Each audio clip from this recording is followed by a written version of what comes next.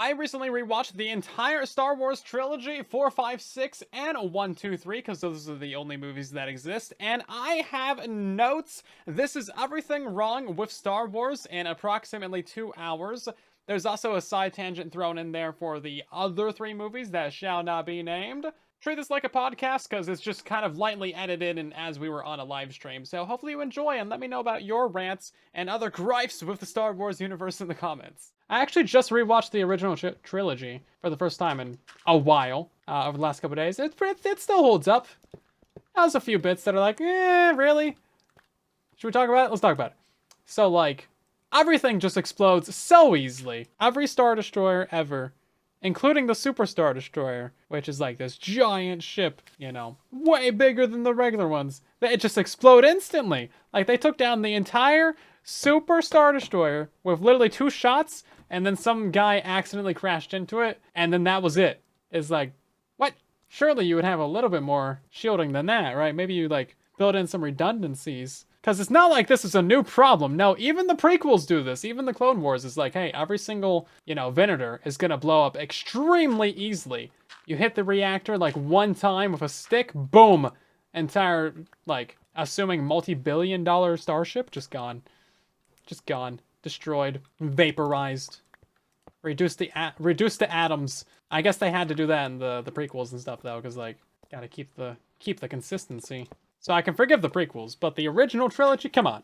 The entire ship explodes? Also, like, even the walkers, like, one of the walkers falls over in Return of the Jedi. It explodes. It just, like, trips a little bit. Boom! Explodes. It's like, okay, maybe we need to redesign some of these guys. Yeah, maybe we shouldn't be building all of our Imperial technology out of metal that just, like, instantly combusts as soon as it touches anything that's not itself. Yeah, the Death Star was taken down in one shot. They had to do a lot of retconning to make that happen too. The entire Rogue One movie had to be built up for that to work. Also, the Empire's own undoing is its own incompetence. Because, like, they tell the dude that, like, hey, there is a flaw, and like, we've analyzed their attack patterns. There is a flaw. This happens in A New Hope.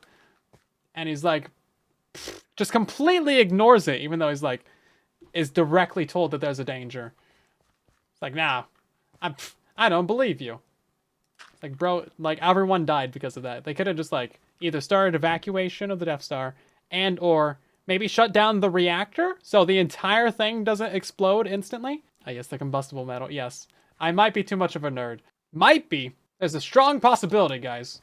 They also say Imperial stormtroopers have incredible aim, and I did not see a single stormtrooper land a single shot in any of those 3 movies. 2 people actually get shot. Luke gets shot in the hand, his robot hand, but that happens from one of Jabba's guards. And then one stormtrooper, at the very end of the trilogy, hits Leia in the shoulder, which normally would be a death sentence, but, plot armor, I guess. I think they killed a total of 1 Ewok on that entire Battle of Endor.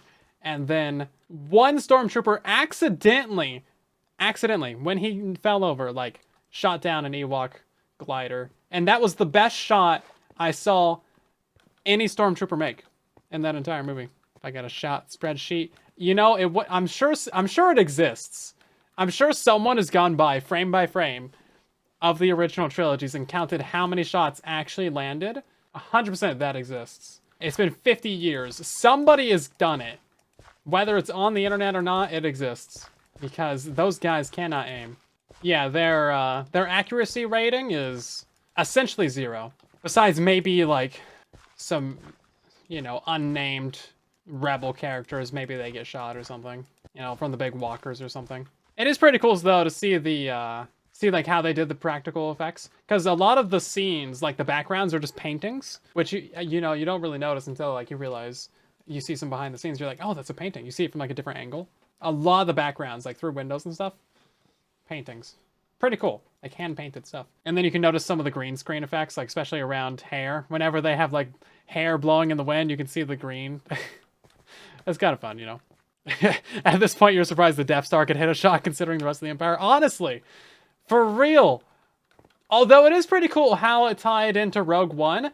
So in Empire Strikes Back, one of the like Snowspeeder guys on Hoth is called Rogue 2, So it's like, oh, I see what you did there.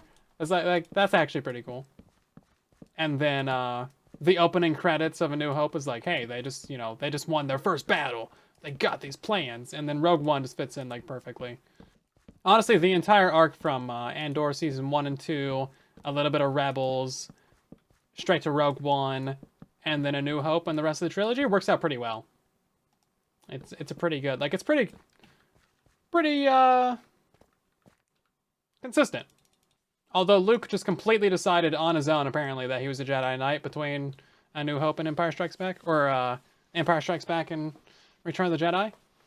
Just straight up did not go back to Yoda. He's like, yeah, I'm a Jedi now. Built a new lightsaber for some reason. They never really explained that much about that.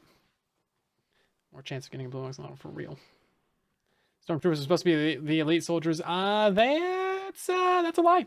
That's a lie. There's a few things that don't really make sense either. Like they call in the bounty hunters, specifically Boba Fett, and they just don't really do anything ever.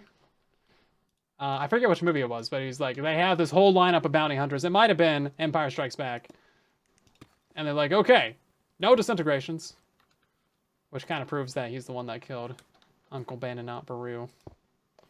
See, they got disintegrated. But anyway, calls them all in. And then they're like, okay, go find the rebels. And then the rebels just show up immediately. It's like, oh, well, guess you're fired. Good job, guys. Sorry I called you all the way out here for no reason and, like, lectured you on disintegrations.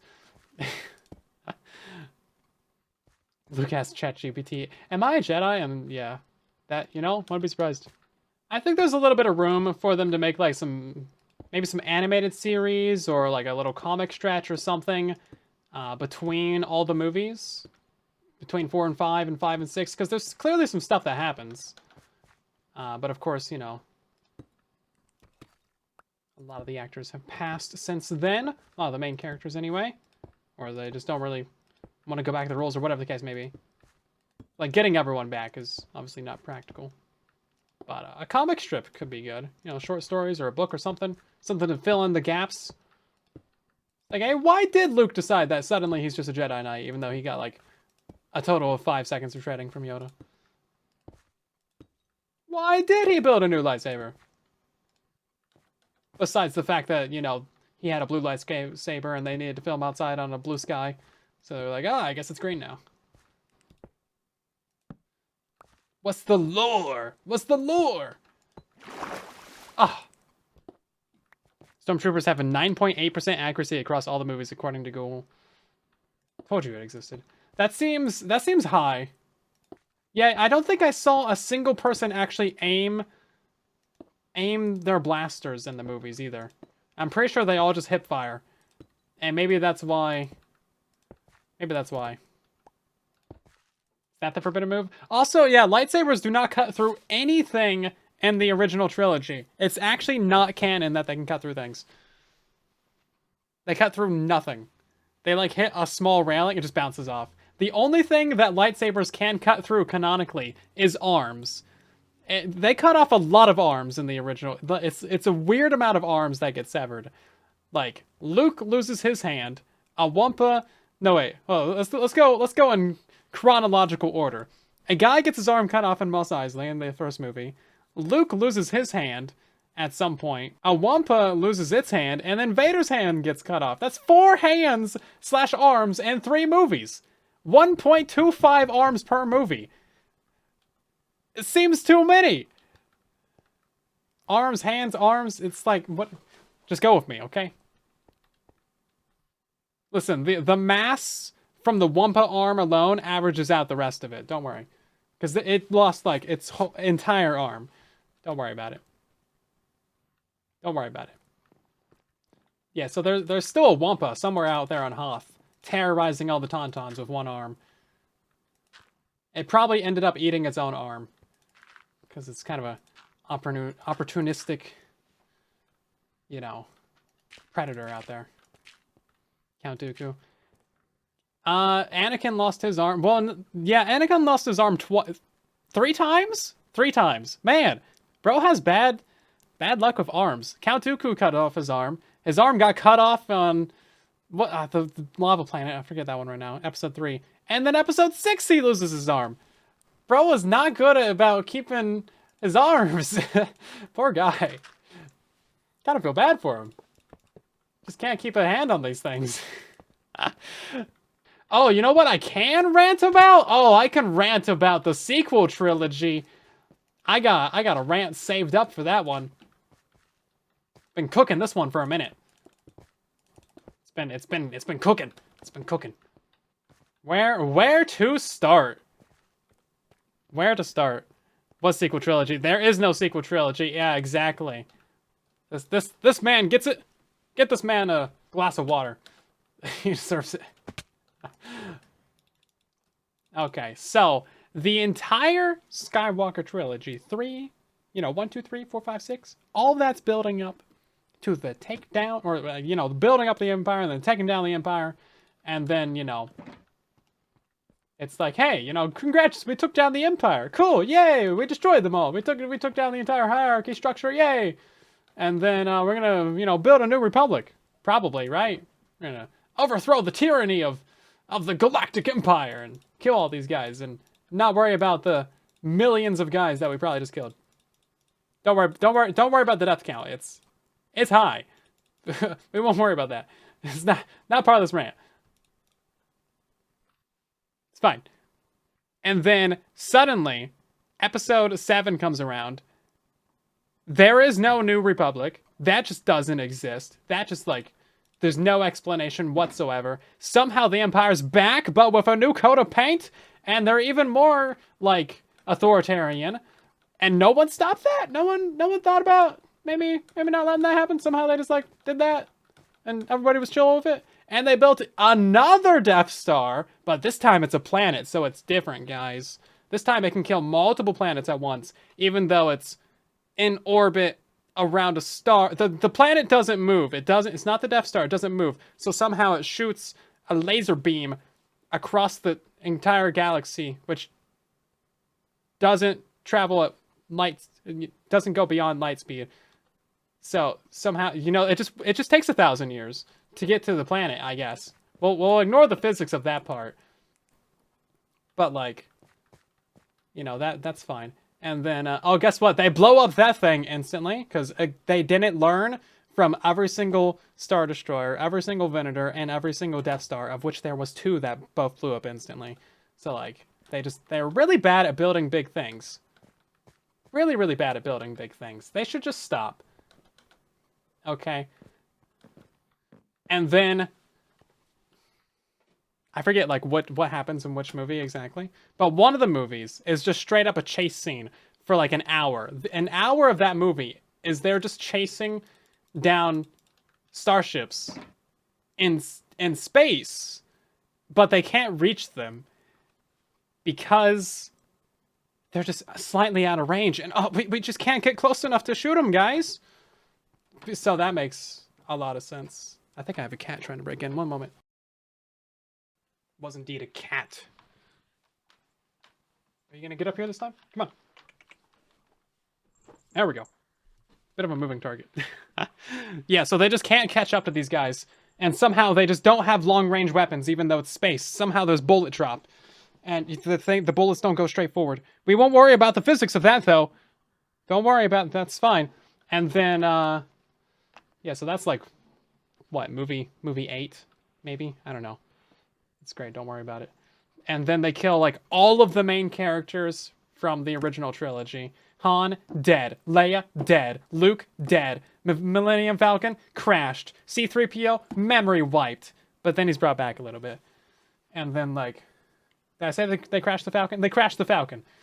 And then they trick us out and, psych us out to get some cheap emotional points by thinking that they killed Chewie. And it's okay. All the tricks of the book right here.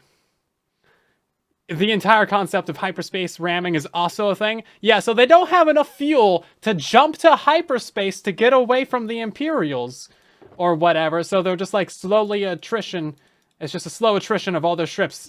They're moving all their fuel to 1. They're losing ships. People are sacrificing themselves because somehow they still need to remain to pilot the ship even though it's going down. And then somehow they have enough fuel to jump to hyperspace and ram the other ship, and it's just like, yeah, don't worry about it. Why didn't we just, like, crash one of our big cruisers into the Death Star? Like, that would have done it. Ellie, welcome in. You just finished the Clone Wars? Oh my god, I envy you. The last season is so good. I'm so glad they brought back the Clone Wars just for that last season. Like, the first couple seasons, you know, might be a little bit of a drag because, you know, it's sort of a kid's show. But, man, the last, like, 2 seasons, especially the last one, is so good. But yeah, I've been ranting about Star Wars for like 20 minutes. Let's see. What else do I have to say? Oh, yeah, so then, like, Palpatine somehow returns. Bro got thrown down a hole into a lasery abyss of electricity in the Death Star. And then the whole thing explodes. Bro did not come back from that. He's dead. They had to... Do you know how much retconning they've had to do? In like, the Mandalorian series to be like, oh, we got a clone, and that's how he's back. And then, like, somehow Rey is also a Palpatine? Like, what? That isn't, like, what? They never explained that. They never explained that whatsoever. Never explained. Pretty sure. I don't care if they did, because it doesn't matter. It's stupid. And then they need the undying bad guy. But they have Kylo Ren, who was somehow also, like, killed his dad and, like, somehow turned to the dark side. And then, like, somehow, you know, Luke just, like, completely failed at literally everything when it came to raising the younglings and, like, restoring the Jedi Order. Because that guy's ever failed at literally anything. Somehow, though, he just, like, he got that midlife crisis. He's like, oh, man, I got a gray beard now. I just can't do this, guys. Children. Just bad with kids. I don't know. What can he say? What can I do? Bad guys. Yeah, the bad guys were also not ugly, which is a big no-no for Star Wars. You gotta have the ugly bad guy. Vader, ugly. Palpatine, really ugly. Like, you can't just make the bad guys really hot. Like, that's just not... It's not something that you can do. And he was shirtless? Come on! Just thirst traps over here, man. What am I supposed to do with this? Anyway, we're moving on from that. I had other things. Oh yeah, so then in the final movie of the series, Palpatine returned! But also, like... Hey, you know, they got really good at this Star Destroyer, like, planet-killing technology. They put them all in a starship. And no one noticed that. They rebuilt, like, 100 Star Destroyers and somehow recruited, like, millions of people to man those. Nope, nobody noticed that. That wasn't quick. That wasn't quick. That took time and logistics. Nobody noticed that? Oh yeah, but also those planet-killing starships can't move for some reason. They just can't move. You know, they actually can't fly. So they're just like literal sitting ducks. So they just all blow up. They had all of their eggs in one basket. Again, it's like, you guys really don't learn from the Death Stars. The 3 that you've had. Oh, that massive sitting duck weapon we made that got blown up because it was hard to defend? Let's make an even bigger one! Yeah, let's make a literal planet-sized weapon this time. That also happens to blow up from a single shot, or maybe like 5 shots. You know, there was an entire X-Wing in there. You know, multiple with the Star Killer base. Also, why is it called Star Killer? It's a planet killer! We won't go off the naming schemes. Death Star, great name. Love it. No notes. Star Killer, stupid. Bleh. Doesn't exist. So many notes. So many notes.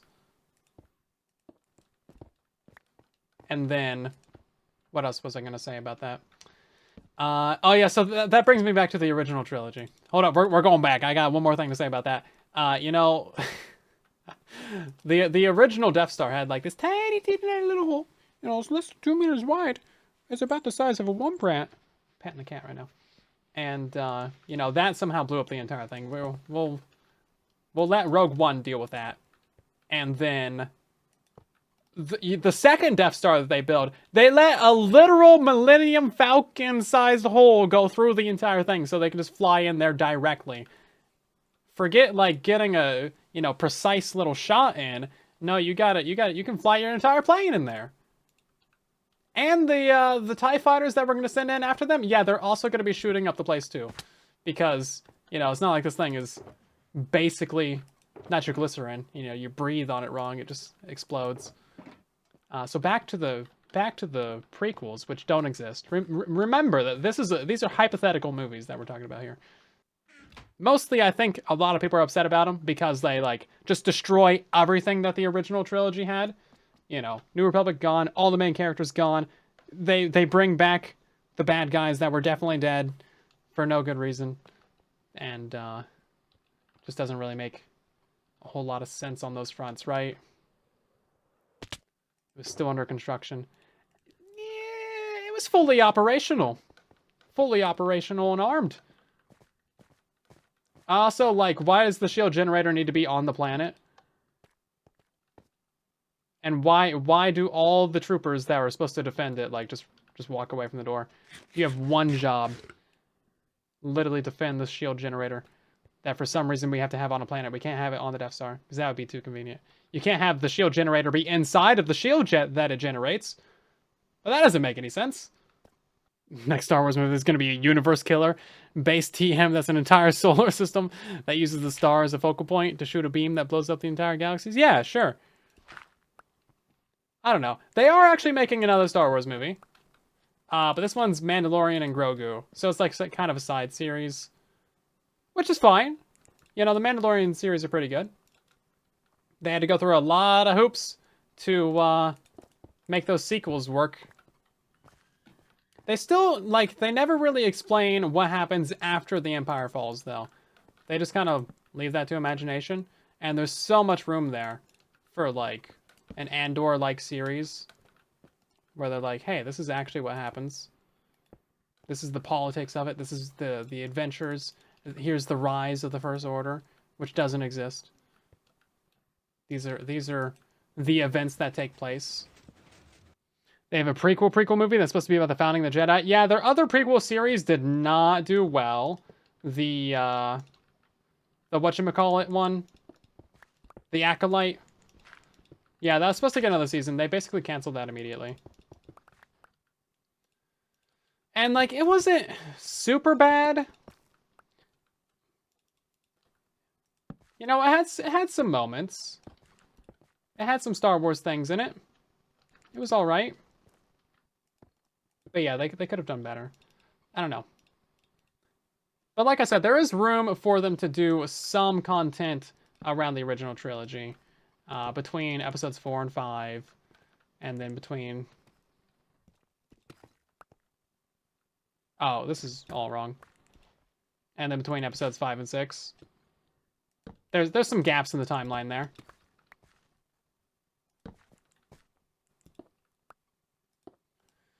But of course, you know, touching like that era or those characters at that point in time is a bit tricky, a bit sensitive, you know. Gotta be very careful about that.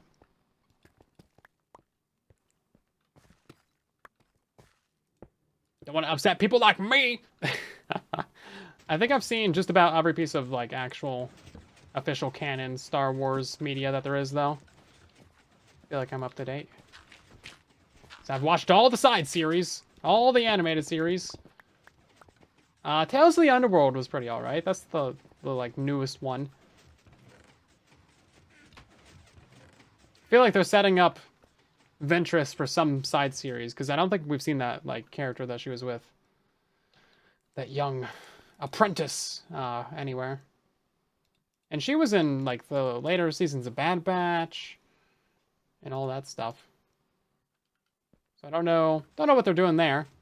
So if you guys are not aware of The Rant, we have ourselves an ongoing rant with Star Wars, because I recently rewatched the original trilogy, the Orange Tridge, and the prequels as well, and I wrote down my thoughts, and there is lots of things to say about this entire ordeal.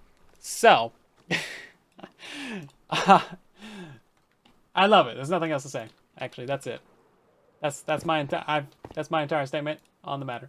No notes. You know, prequels were perfect. Hani's already leaving. Look at this.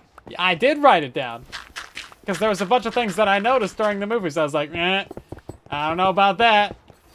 I don't know about that. Episode 1. A Phantom Menace. Starts off, it's pretty fine. I don't know. I love the, you know, the choreography in the movie. It's great. The music, fantastic. The score, beautiful. Mwah. Chef's kiss on all of that. However, there's a few little things about the first movie. So, like, they just introduced brand new force abilities. Within, like, 5 minutes. They got the force dash.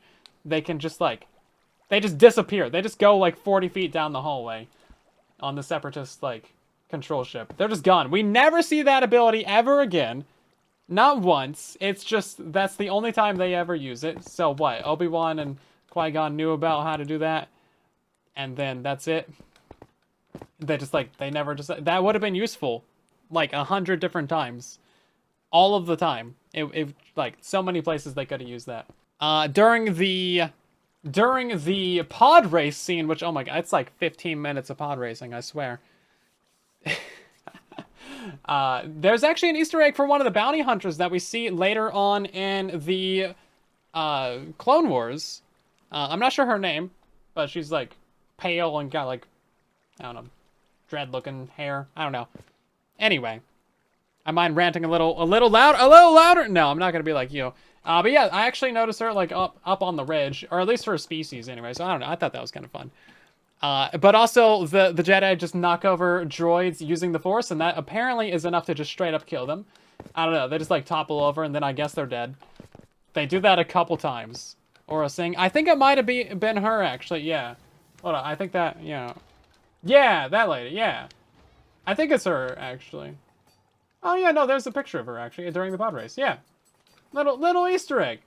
I didn't know she was in the movie. It seems kind of weird to throw her in there. Maybe they just, like, saw that character was an add-on, and then, like, boom, added it as a full-on, like, gave her backstory and everything. Anyway, kind of cool.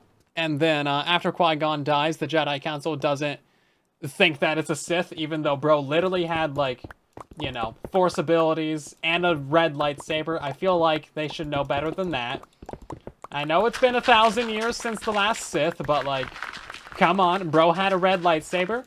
That's kind of the telltale sign. I feel like they should have figured that one out a lot quicker. Like, no, it's not a Sith. Bro had Force abilities and a lightsaber, and it was red. That's kind of like, no, ain't nobody else got that. Ain't nobody else got that. The Council is very stupid throughout. We'll come back to the Council. We will come back to the Council. Don't you worry. We will come back to the Council. Where am I at? Somehow the Jedi don't realize that Padme is secretly the Queen. Even though she's been following them around for, like, 30 minutes. Or, like, you know, a couple of days. Join my Kiondi Mundi hate club. I might. How much is membership? Bro, yeah, so Padme just, like, pops out late in the movie. Just like, I'm the Queen! Meanwhile, she's been chilling with them, like, the entire time, and no one realizes that she's the Queen? Although the fake Queen also makes her go clean up R2, so I don't know. Oh yeah, so when they're on Naboo, there's, like, they fly out of there, I don't know what part of the movie this is from, but there's only one droid control ship in orbit, whereas when they were, like, rolling up to Naboo at the beginning, there was, like, 20? Like, it was a full-on blockade? So what happened to all those other control ships? Because I'm pretty sure during the Battle of Naboo, like, they just knock out the one control ship and all the droids die. Meanwhile, earlier in that very movie, there was footage of, like, 20 of those ships. So, like, shouldn't they have had to fight all of them? Or, like, what's the deal there? What's the deal there? Yes, this is during the Battle of Naboo. So, also, while the Separatists have control of Naboo, they don't think to, like, hey, let's maybe take out all these, you know, Naboo fighters that are just, like, chilling out in this hangar right here. You know, maybe we should destroy the enemy's weapons so they don't, like, think to use them against us. No, they wouldn't think about that. Why would they think about that? Also, all the Gungans should have died. Every single Gungan should have died during the Battle of Naboo. Every single one of them should have died. Every single one of them. Not one of them should have survived. I'll tell you why. They're stupid. They had these little shields. They did not have guns, my guys. They had these little shields with like 5 dudes up front holding the shields, and the droids somehow every single bullet hit the shields, and they were not doing very good. If you watch that scene again, you'll be like, yeah, no, all these guys, they're dead. Every single one of them, they're dead. They're all dead. Because they were just throwing like little orbs at them. That was their entire strategy. Also, I would like to once again remind you that Jar Jar is indeed a Sith Lord. This is canon. Also, yeah, killing the one command ship does knock out all the droids on the entire planet. We never see this happen in any movie ever again. So, like, they apparently either learned from their mistakes, doubtful, or they just, like, completely forgot to take out the droid command ships on every other battle that's ever happened. Seems likely. So that's a thing. Just throwing that out there. Oh yeah, also, return of very explodable ships are back. Anakin shoots the control ship twice! Count it, 2 times, and the entire thing blows up, kills all the dudes, every droid is shut down. Like, his kill count on that is like... His KDA is like 10 million there to like 2 shots. Bro needs to chill out. They also said that their ship is completely impenetrable. Meanwhile, he just flies in. Like, he just flies straight in there. It's like very, very easy. He flew in there on accident. That's how easy it was. And then blew up the entire thing with 2 missiles. Because the entire core of the ship was just like very clearly in the middle of the room. I don't know. Just chilling there. You know, it's not like you should maybe protect that or like stop your reactor, your very explodable reactor from getting shot. There was also still a bunch of droids in there too. Like, they had a bunch of droid carriers. It's probably just like set pieces, right? But no, those should have been down invading on the planet. What were they doing up there? They were clearly very useless on the ship. They got killed. Oh yeah, they also said that those shields were up and that nothing should be able to fly in. Meanwhile, Anakin's just like, yippee! I don't know. So those separatist droid controllers really ain't all they're cut out to be. Yeah, don't worry. We'll get to the rest of Anakin. Now, his story is better if you go through like the Clone Wars. They really flesh him out. There's a lot more to him. But like, oh, we'll get there. Yeah, so Qui-Gon gets stabbed just a little bit of stabbing, and he dies pretty much immediately. Meanwhile, we've seen other people take a lightsaber stab and be fine. Or maybe, I don't know, Darth Maul gets cut in half and he survives. Spoilers? Not really. You should know that by now.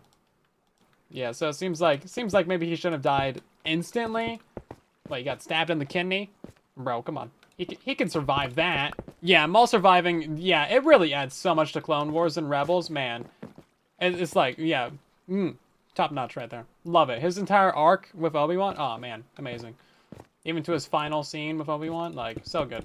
Clone Wars really is top notch. So is Rebels is pretty good too. It would have been really cool to see another live action Darth Maul though.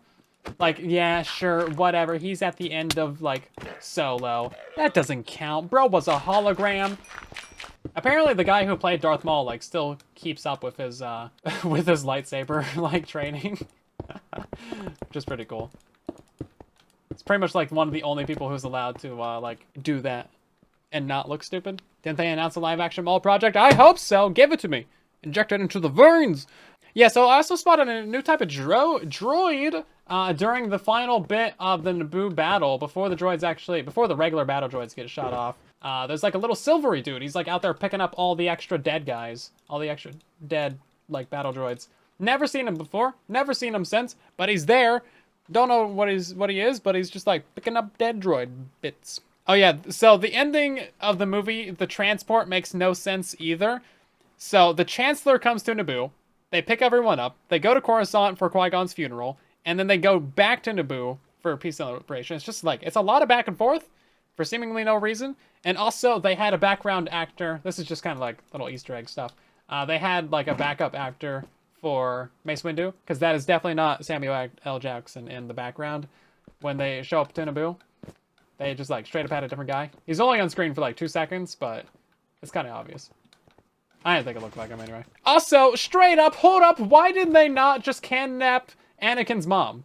They stated that slavery is outlawed in the Republic. She can clearly just walk off anywhere she wants. No one would notice. No one could stop them. And they could just, like, straight up, just, like, kidnap her. It wouldn't even be kidnapping because slavery should be / is illegal. So, like, they could have just avoided... They could have avoided all of, like, movies 3 through 6. They could have just avoided all of that if they just, like, saved his mom. Yeah. I don't know why they didn't just, like, kidnap his mom. Kidnap in quotations. She could have just come with them. Like, that's allowed. She could have just gone and lived on Naboo. Like, that would be fine. Queen Amidala could, like, give her... What's it called? Asylum! They could have just done that. That would have been perfectly reasonable and legal. And the little fly dude, he would have had no idea. He couldn't stop it. Also, every door in Star Wars, fun fact, can either be opened or instantly closed just by destroying the control panel. Doesn't matter what kind of door it is, you shoot it, it opens. You smash it, it closes. Like, it's just something about the doors. They're all designed by, like, the same people, and they're just critical flaws. Darth Maul just, like, throws something at a door, and it just, like, opens. Maybe he's just cool like that. Maybe he's just cool like that. So that's pretty much my notes for the Phantom Menace. I'm sure there's other stuff, but I was just kind of casually watching it and then writing down my thoughts furiously as I was viewing it. I'm sure there's more. I am positive that there is more stuff for me to say. You really want to dive into it. Obviously on-off switches. Okay, so, number 2, Attack of the Clones. Of course, the design of Coruscant throughout the prequels is honestly great. Like, we don't get that many actual good shots of Coruscant, not even in Andor. They were kind of slacking, but, like, they give us, like, sunsets and sunrises and all this cloud coverage, and honestly, it just looks pretty beautiful throughout the actual movies themselves. Otherwise, it just kind of looks like boring and gray in the rest of the universe, the rest of the content that we have. But Coruscant actually looks pretty cool when done properly. So that's my one positive thing to say about the movie. I probably have seen this movie like 100 times because it was like one of the movies that I had on DVD as a kid, as a young person. That for some reason we only had the second movie of the trilogies. So we only had Attack of the Clones and we only had Chamber of Secrets. Those were like the only 2 movies. And The Mummy. Okay, I've watched those 3 movies probably more than any other movie ever. Just an absurd amount. And they're all very good movies. I was raised well. So, take that. I have no notes. So I love the fact that Obi-Wan just yeets himself out the window. So when they're, like, chasing down the little robot that's, like, trying to kill Padme with, like, the weird little... He just straight up yeets himself out the window, just face first, just straight out. It's not like they're on a super-sized skyscraper or something. He just absolutely goes for it. No second thoughts. Pure dedication right there. It's just, it honestly made me laugh out loud. I have to watch it at least once. I might watch it one day. I know that it's horrible. And that's why I've never bothered. Is it canon? If it's canon, I'll watch it. It's not canon? Oh, thank God, okay. Why is Padme still hanging out with Jar Jar? It's been 9 years since The Phantom Menace. Why is she still hanging out with Jar Jar? He was never useful. He was never useful. Not once in his life. But fine, you know, it makes sense. He is Darth Jar Jar after all. He's clearly been manipulating her this entire time. Obviously. This is the only true possible answer. It's the only real reason that could possibly exist. He's a fall guy. He kind of we'll get back to him. Also, the Archives lady and the Jedi Temple is very snobby. The Archives, if it does not exist, if it's not in our archives, it simply does not exist. Meanwhile, it's well known apparently that any Jedi Master, I guess, can just go delete stuff from the archives. Because what's his name? I forget his name. But the dude Do I have his name in my notes? Yeah, there's absolutely no way that Kamino could be missing from the Jedi archives, even though Qui-Gon's master, Obi-Wan's granddaddy master, whatever his name is. What is his name? I don't have his name in my notes. It's not Dooku. No, there was another one. Oh, wait, no, Qui-Gon's... No, wait, yeah, no, Qui-Gon's master was Dooku, right? Yeah, no, it's someone else. I was thinking of someone else. Anyway, he's just, like, he deleted it from the notes. The guy that ordered the clone army. Oh, yeah, Sifo Dyas. Yes, that guy. Thank you. Sifo guy. Yeah. Yeah, that dude. Yeah, so it's just, like, well-known that you can delete stuff. But, also, if stuff isn't in there, then it doesn't exist. So, sure, whatever. Also, this is kind of a funny one. So, the Jedi Council sends him out to Kamino to bring back Jango Fett for questioning. Meanwhile, Obi-Wan flies out there in a single-seater starfighter. So, it's like, bro can't bring anyone back. It's a single seat. Like, it's just not, it's not possible. Something I don't think anyone really cares about, but like, yeah, usually if you want to go like kidnap someone and bring them back, you're gonna need a second seat or like a cargo hold or something. You're gonna need something, okay? It's just, it is what it is. The thing has a trunk. A very small trunk. Very small trunk. He opens the trunk in the movie. That's how we know. Yeah, they're not suspicious of the clone army at all. They have no suspicion of the clone army. They're just like, oh, convenient. This is totally fine. I'm sure there's no darker meaning here. They know someone named Tyrannus, like, hired the clone army. Right? And isn't that, like, Dooku? Isn't his name, like, part of that? Like, isn't that, like, his nickname or something? I don't know how they didn't pick up on, like, the clone army being sus. Also, they, Anakin and Padme go to Tatooine, and I'm pretty sure they kidnap C-3PO. Like, straight up. They go to Tatooine, and they have R2. I think. Maybe. He might be, he might not be there. Anyway, they go there, they don't have 3PO, and then they leave with 3PO. No context. It's never mentioned. They just straight up leave with him. So I'm pretty sure they stole him. Fairly certain that he's just stolen. They could have... I don't think so. Pretty sure that's called theft. It's not mentioned at all, though. It's just, like, he's just in the ship. It kind of rhymes with poetry, though. Because he's, like, on that moisture farm, like, at the beginning of the saga. And then he gets sold back. So, okay, so if Uncle Ben, or just Ben at this point, sold 3PO to Anakin and Padme, he would have later bought 3PO from the little guys. What are they called? The Jawas.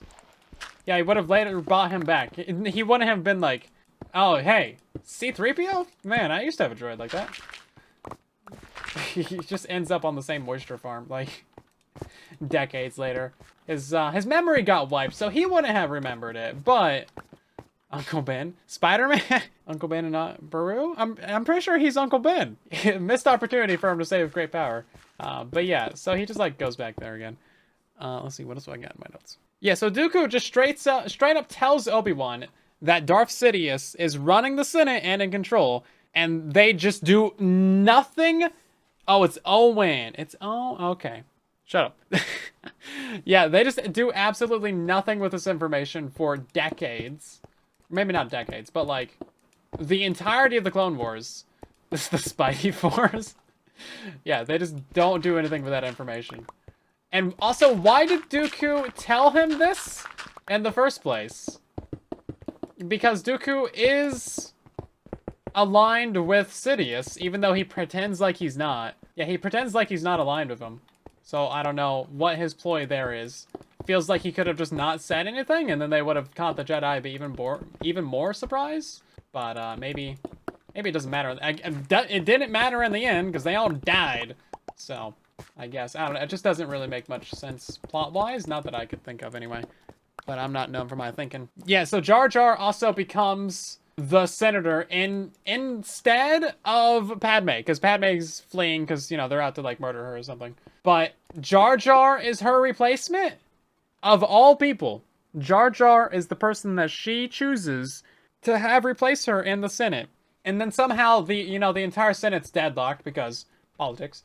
But he convinces everyone to get on board and do the thing. I forget what they're trying to get people to do, but like they all do it. So he's clearly very successful. Yeah, they just all love Jar Jar, just like everybody else. IRL. Also, no one in Star Wars ever just kills people. You know, every time they capture someone, they're like, "Hey, we don't like you. We're on opposite sides. I guess we'll just like hang on to you." They could have killed Obi-Wan. They could have killed Anakin and Padme all in like 10 minutes because they captured them all in Geonosis. But instead, they make like a big deal out of you know, making a public execution, and then they all escape and everybody dies. So, everybody except the people that were supposed to die. They could have just avoided so many issues. Because, like, everybody in Star Wars gets captured, but nobody ever dies. Feels like maybe they should just get to it a little bit more quick. You know, just saying. Just saying, if you're trying to avoid their issues, maybe you should just, like... But hardly anyone ever dies in Star Wars. Like, when they're actually going to capture people that they clearly are not aligned with. Because they like, capture and kidnap people all the time, right? But in those instances, no one dies. Oh yeah, somehow 100 Jedi snuck into the Colosseum when Anakin and those guys are, like, up for their execution. And not a single Geonosian noticed. Meanwhile, like, Padme and Anakin sneak in there. And they get spotted immediately. And they, like, fall into the foundry, and it's, like, a whole deal. I guess they just have 0 sneak. Meanwhile, like, 100 Jedi sneak in there. And then they're all on the upper outer edges of the Colosseum. Right? And then somehow every single one of them decides to jump down into the Colosseum to have the low ground tactical disadvantage immediately. And, like, 95% of them die within, like, 3 minutes. And not a single one of them noticed, you know, the 20,000 battle droids. And, like, you know, the droid foundries. And thought, hey, you know, maybe we shouldn't go down to the middle of this place where we're completely surrounded by, like, 4,000 bug dudes. Yeah, plenty of people die. But, like, people who get captured do not die as quick as they should. Is what I'm saying. Leia got captured, but they just, like, left her in a cell forever. Let's see. Jango had a lot of skill when it came to actually fighting Obi-Wan, but I guess his skill just dropped to, like, 0 as soon as he got into that Coliseum, because he just, like, fumbles so hard immediately. He jumps after Mace Windu's lightsaber, which is, like, on the floor, and he knows that they have force ability, so he's just, like, he just belly flops on the ground. He's just sitting there like, and then Mace Windu's just like, bruh, I have a lightsaber now. Like, congratulations. You played yourself. Yeah, he has basically 0 skills and just immediately dies. See, Mace Windu don't play around. He's getting stuff done out here. He could have gone a little bit harder on Palpatine, though. He probably should have just, like, you know, that would have solved a lot of problems. Yeah, Jango has, like, 0 skill in that arena. He's not made for the Colosseum. He's not a gladiator. Also, yeah, every single Jedi shows up before all the clones do, so they're, like, completely obliterated before the entire clone army arrives. They could have just waited to, like, all activate their lightsabers in a cool little synced up fashion around the edges of the arena, and they would have been fine. But, no, they had to go in there, everybody get killed, and then the clones save the day. They could have just, like, swooped in, been like, sup, and then pew pew, and then, yeah, and then they would have been fine. And also, I think Mace Windu was 100% alive. Every single thing that happened to Mace Windu, we'll get there, but every single thing that happened to Mace Windu, people have survived way worse. Thrown out windows, electrocuted, arm chopped off. That's like a given. That happens to, like, everybody good. I'm pretty sure all 3 of those things happened to Luke in one movie, and he was fine. You know, maybe Luke's a little bit younger than Mace Windu, but, like, yeah, I'm sure Mace Windu's fine. If they had killed Leia, then she wouldn't have been captured. Exactly, she would have been fine. She wouldn't have been captured. She wouldn't have needed saving. Oh, okay. So what's even worse is that there's, like, a ton of these droid control ships in orbit around Geonosis, and not a single one of them noticed 100 Jedi sneaking onto the planet, or these billion clones showing up. Not one of them raised the alarm, being like, hey guys, we have a problem. To the window, to the mall. That's pretty funny. That's pretty good.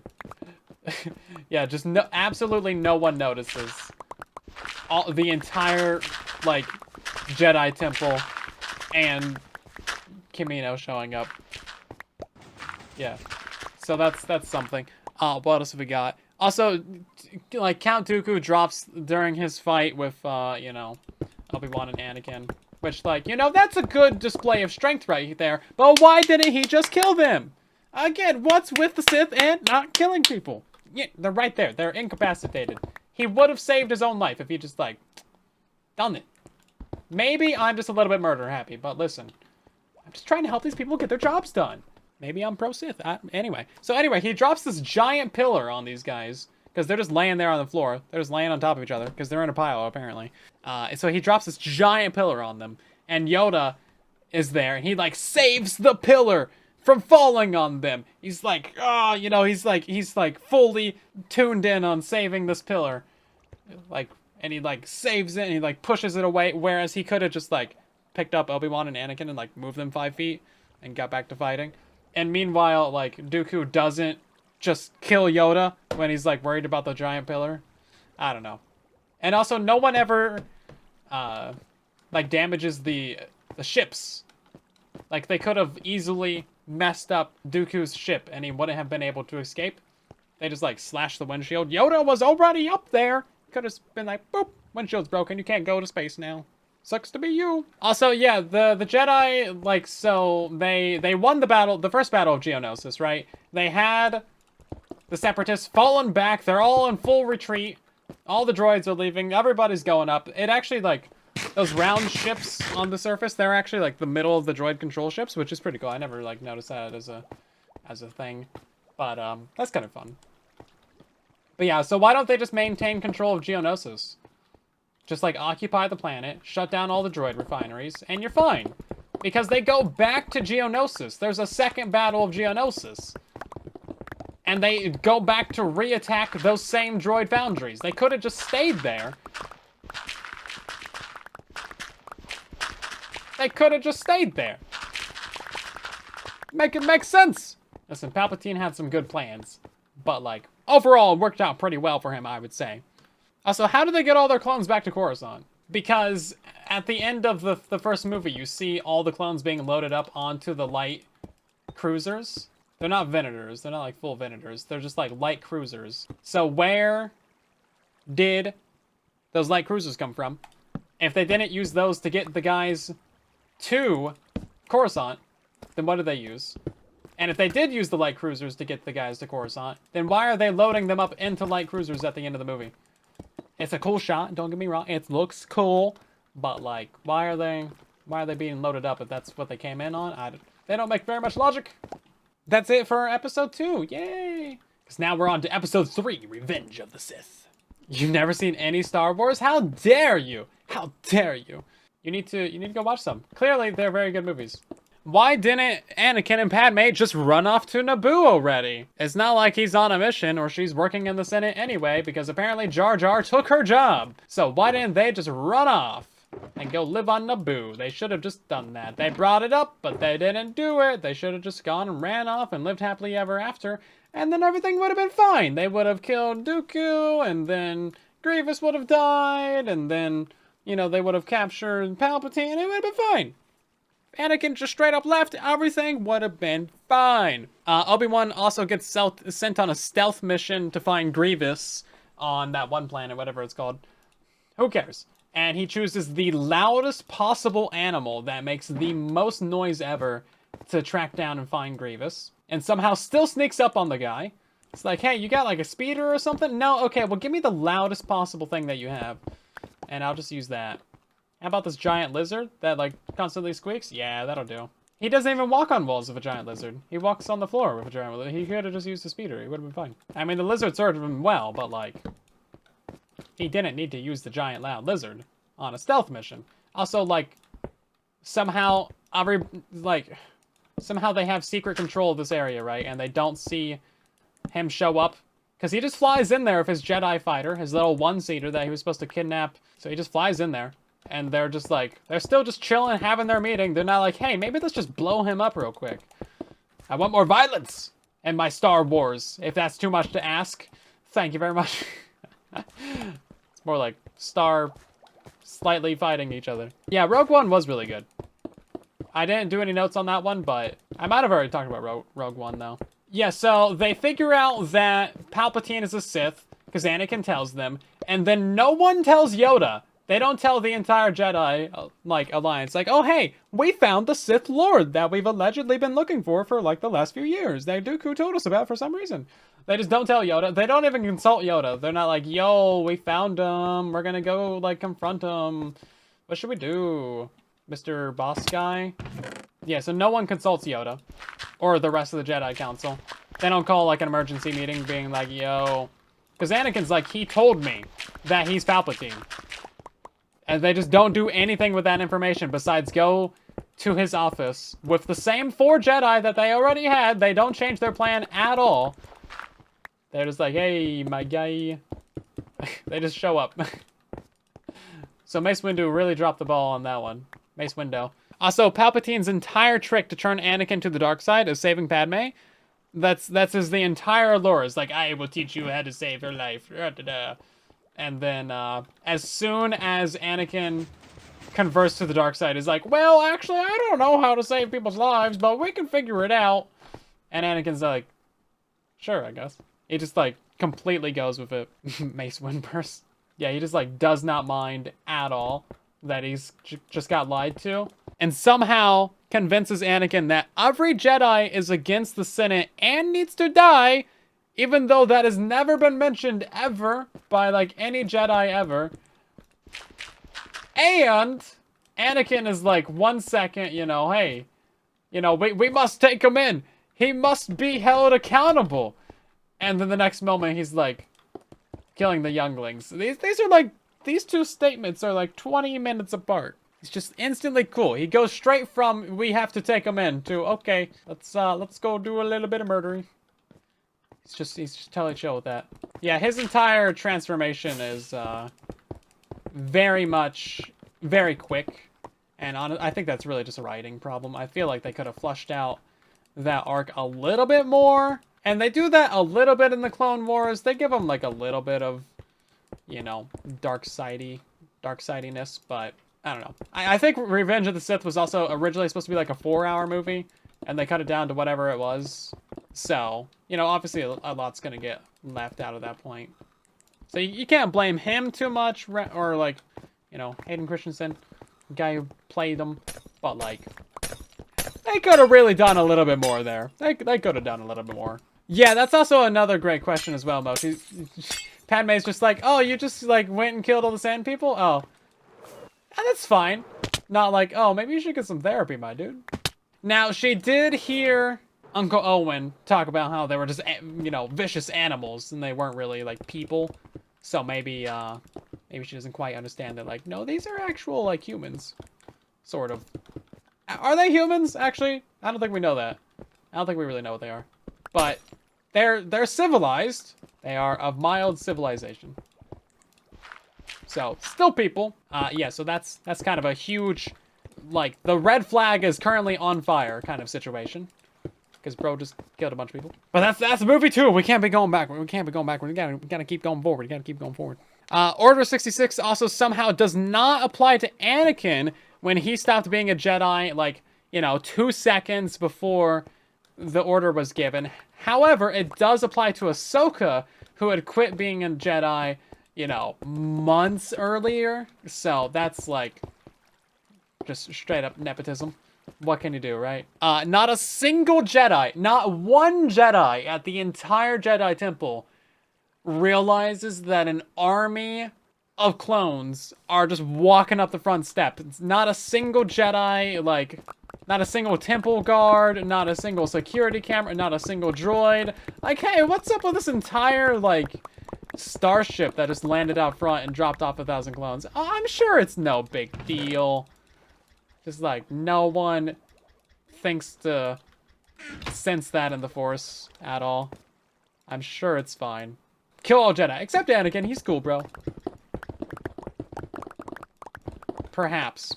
I had not considered this possibility. I will consult with the elders. Anakin also telling Padme that he's going to Mustafar is just a glaring mistake on his part. Because she's already known for going places that she's not supposed to. Because, like, everyone in these movies goes places that they shouldn't. She already went to Geonosis to save Obi-Wan when they shouldn't have. So, like, he knows her. So he clearly wanted her to follow him by telling her where he's going. Just throwing that out there. Glaring mistake, my dude. Glaring mistake. Also, like, Obi-Wan's whole deal of, like, sneaking onto the ship is also a problem. Like, couldn't he have just, like, not done that and not gotten her killed? Or, like, maybe have talked to her. Like, hey, yo, so I'm gonna go out and talk to Anakin. Maybe you stay here. I don't know. Seems like that's a thing that could have happened. Also, why do Obi-Wan and Yoda split up? Like, it seems like... So they realize that... Oh, wait, this is a block too high. They realize that they need to kill Anakin and the Emperor. So they split up! They do 1v1s! Because the things have been growing so great so far. They should have just, like, both of them should have gone after Palpatine. Wiped the floor with him. That would have been fine. And then they both should have gone after Anakin. Or, like, at least, like, communicate with each other. Like, yo, this is what's happening. This is what we're doing. This is the plan. But no, instead they just, like, want to do 1v1s. It seems like they could have just done a little bit better there. Or maybe, like, regroup a little bit and then take them on. Because, like, if Yoda was there versus Anakin, bro, he would be so dead so fast. And Obi-Wan also shouldn't have left him alive. Why did he leave him alive? He knew he was supposed to kill him. But also, Obi-Wan already said that he wasn't gonna kill Anakin. And Yoda was like, that's fine. Go kill him anyway. And he just, like, straight up doesn't. And he's like, okay, well. Guess I didn't see that coming at all. You had one job. I knew you weren't going to do it, but I sent you to do it anyway. Now, I think they both would have lost to Palpatine still, to be fair. I think they both probably would have lost to Palpatine. But at the very least, they should have gone and hit up Anakin first, and then gone and taken out Palpatine. I feel like that would have been a better way of doing things. Obi-Wan is a man of his word, yes. He really is, unfortunately. Also, Yoda gets hit by the Palpatine's Force Lightning as soon as he walks into the room, basically. And that's just like... It seems like he really should have expected that, because he is going there to fight him, obviously. And so he gets hit by his lightning. It's not really even a sneak attack either. Like, bro should have known that. Whereas he also caught the Force Lightning from Dooku one movie ago. So, like, he clearly knows how to do it. And he catches the Force Lightning later. So, I don't know what... He's just slacking at this point. I feel like that's the point. It feels like he had enough time to pull out his lightsaber even to, like, block the lightning. Right. Lightning redirection from Uncle Iroh. Yes! Yes! Man, those two would make such a great team. Also, not a single person notices Yoda and Palpatine, the current Chancellor, fighting in the huge, giant, open Senate. Not one person is there. Not a janitor. Not a single, like, you know, like, camera is there. Because they broadcast from the Senate. So, like, we know that there's camera droids flying around. So, not a single droid was there and like, hey, yo, there's something's happening. Maybe we should record, eh? No, not a single person notices. Also, how do they explain the destroyed Senate? It's like, ah, yeah, the Jedi, they came after me and they fought me in the Senate. And they destroyed the Senate, but I survived. Yeah, Obi-Wan also doesn't tell Yoda that he's going to Mustafar. So Yoda just has, like, no idea where he's at or what's happening. But we kind of already touched on that. And then, oh yeah, so they also split up the kids at the end of the movie, of course. So, you know, Luke and Leia go to 2 different places. Meanwhile, Leia is just with the most prominent senator in the entire galaxy. Just chilling with Senator Organa. It's like, yeah, I'm sure no one will ever think to, like, notice that. You know, and Vader met her multiple times, but never never sensed that, like, you're force sensitive. Now we do see our actual first look at Alderaan. I don't know if anyone really noticed this, but at the end of Revenge of the Sith, Organa goes to Alderaan with Leia, and that's actually where they're at. I never really put those two and two together before, but I realized, like, oh, shoot, he's on Alderaan. I think that's the only time we ever see it, besides it literally blowing up and exploding and everyone dying. I don't think that really counts.